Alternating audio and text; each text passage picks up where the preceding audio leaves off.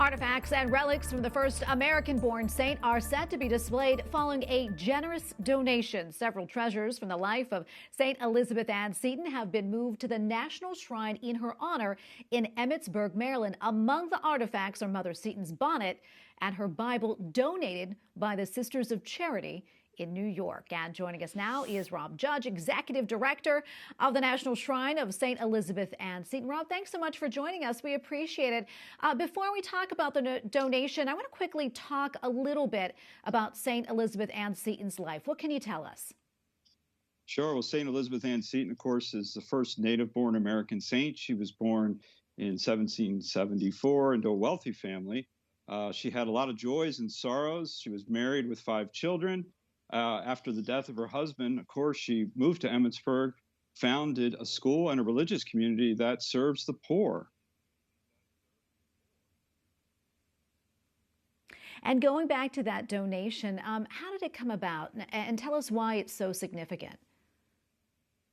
Sure. So this year, of course, is the 200th anniversary of St. Elizabeth Ann Seton's death or passage into eternal life. And the Sisters of Charity of New York, who look at Mother Seton as a foundress, are very involved in the programming at the shrine. And we wanted to really celebrate this year and spread the word about Elizabeth Seton far and wide. And they felt that this exhibit, because these artifacts are things that were in her hands and make her very human and relatable, that it would be an excellent time to donate them to her shrine, to share them with the tens of thousands of visitors that come through her national shrine. Yeah, and what are some of the highlights of this collection, that is, and what do you find most fascinating? Yeah, there's so many treasures. One of my favorites is the christening dress. So this is the actual dress that Catherine Seton, Mother Seton's daughter, wore when she was baptized. So if you imagine a young couple or a mother coming to the shrine and seeing that gown that was used for a saint's daughter's baptism.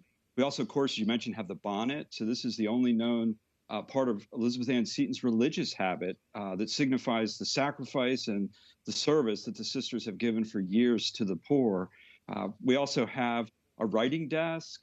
We have a tea chest that belonged to her father, and miniatures of her and Will right after their wedding. That's so fascinating. What do you think will be the big takeaways for the public when they come to visit? And also, when will they be able to see it? So, I think the big takeaway is that she was a human just like we were, very human. Many of the saints, I think, we read them in far-off lands, but Elizabeth Seton was one of our own and walked right here on our ground. And the more that we relate to her, I think the more that we can appreciate also her faith, right? What was important to her in this life that led her to become a saint, making her a role model and an example to all of us. These artifacts will go on exhibit this summer in July at the National Shrine of St. Elizabeth Ann Seton in Emmitsburg. And viewers can find out more about that and other activities on our website, which is setonshrine.org.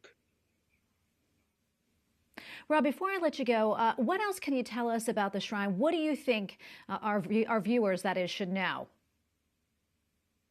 Well, I think, the shrine includes a basilica where Elizabeth Ann Seton is entombed. So her remains are there today. And that's the primary reason people come, is to come and visit her in the side altar of the basilica. But we also have 2 historic houses. So you can actually walk in the very houses where Elizabeth Seton lived, where she raised her children, where she founded the order.